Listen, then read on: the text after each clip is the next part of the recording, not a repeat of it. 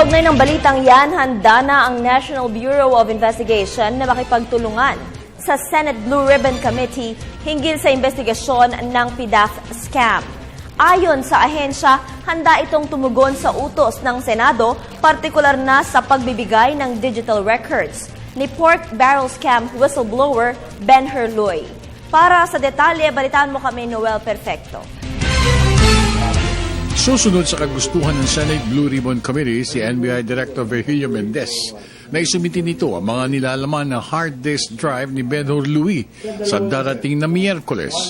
Ito ay matapos na matanggap nito sa Pinaduces Tecum na ipinadala ng Senado para sumipot at dalhin ng mga mahalagang nilalaman ng mga pangalan ng personalidad na sangkot sa PDAF scam. But definitely we will obey and comply with the subpoena issued to us by the Senate. We have to talk with USEC JJ of DOJ, and certainly we will comply with this. Initially, this contains yung mga transactions that are being inputted and saved in the hard drive.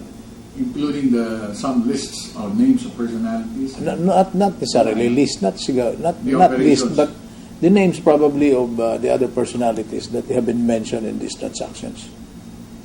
So this might add controversy or more color in this investigation. Sa kasalukuyan, ayon kay Mendez, ang naturang material o hard disk drive ni Ben Herluy ay nasa pangangalaga ng Special Task Force at Cybercrime Divisions ng NBI at ginagawan pa ito ng masusing investigasyon sang-ayon sa pinatutupad ng malalimang pagsisiyasat sa mga nilalaman nito.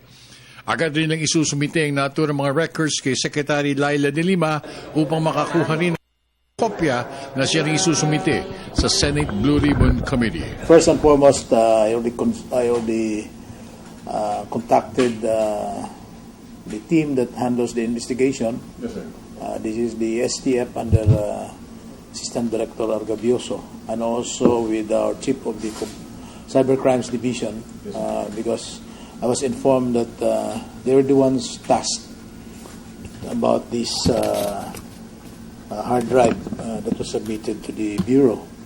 Now, I have not talked to them, so probably by Monday. Para sa Telebisyon ng Bayan, ako naman si Noel Perfect.